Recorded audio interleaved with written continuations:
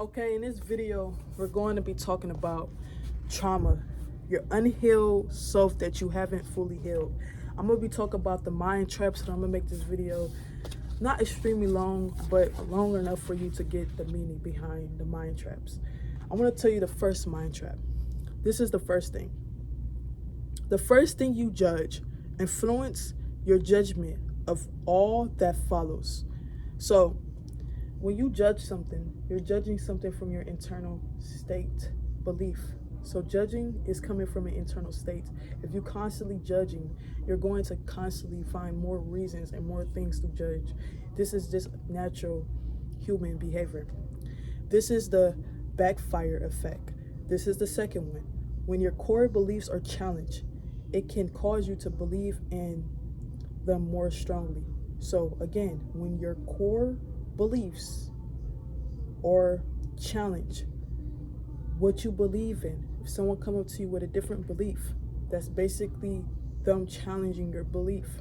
It can cause you to believe in them more strongly because you're confident in what you're believing. This is you holding on to your belief.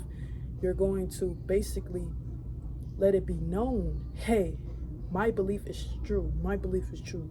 My belief is real. Even if your belief is more a self-expression. Usually, most of the time, our beliefs are more internal rather than personal towards someone else. But we hold on to this belief more if we feel like it's being challenged. To hold on to identity of self. It's natural. It usually happens in a conscious state, not in awareness. So when you're more aware, you can learn to not feed into it, because it's usually more personal inside you than outside of you. You don't have to force someone to understand your belief. Like, you don't have to force that person to get to understand your belief. If they don't understand your belief, then it's just not meant for them to understand, and that's completely fine. Sustain and confidence and stay centered in what you care and what you know, and don't force another belief upon someone, because again, it's not personal towards them to not believe you. It's just their personal identity of what they perceive life from their internal state. This is another one.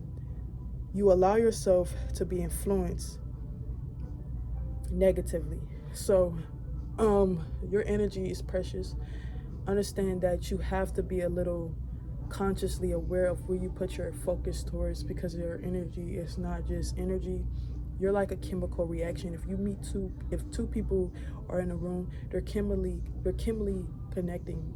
It's like we're energy. We're more powerful than what we perceive we are. So do not be influenced to project negative energy, as it will always return back to you, because you are what you give out. So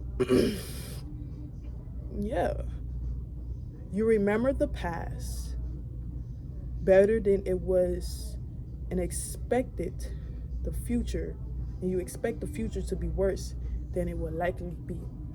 We are always remembering what happened in the past. Actually, our mind is actually right now, it's an autopilot, remembering what already happened.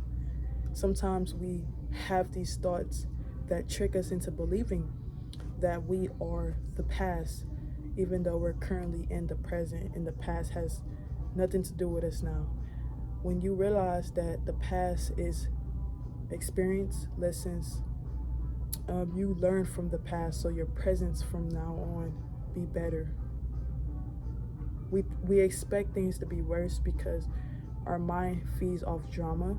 So when you're always thinking to yourself, oh my God, this is about to happen, your mind is feeding off drama. Just don't give it attention. It's easier said than done. So I'm gonna give you a tip on how to not give drama attention in your mind. Sense what it feels like to be exactly where you want to be at, not where you don't want to be at, but think about what you want instead of what you don't want. This is how you align your brain to a possibility of what could be possibilities instead of what couldn't. This is limited. You limiting yourself. When you limit yourself, you basically can't think positive. You only can think negative. Maybe because the past is still holding on to you. Maybe your shadow is the issue, is you're holding on too tightly Learn to let loose a little bit so you can see better possibilities from now on. You cling to things that have already cost you something. You cling to stuff because maybe, and this is important, I actually want to be really 100 with you. If you're confident and satisfied in your self-love and your own being, no one and nothing can come into your room and hurt you, take your energy. There's energy vampires out here that like to snatch your energy and run away from it. Protect your energy, because sometimes we cling to things that already cost us. We're not learning the lesson. Sometimes things are meant to challenge you, for you to set standards, set boundaries for yourself.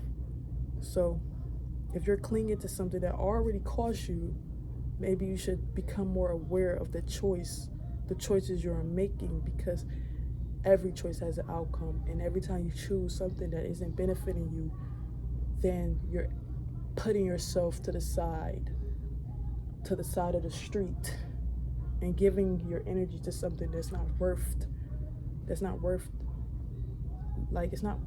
what you need. Like, it's not truly you. That's the best way I can really say. It's not truly you.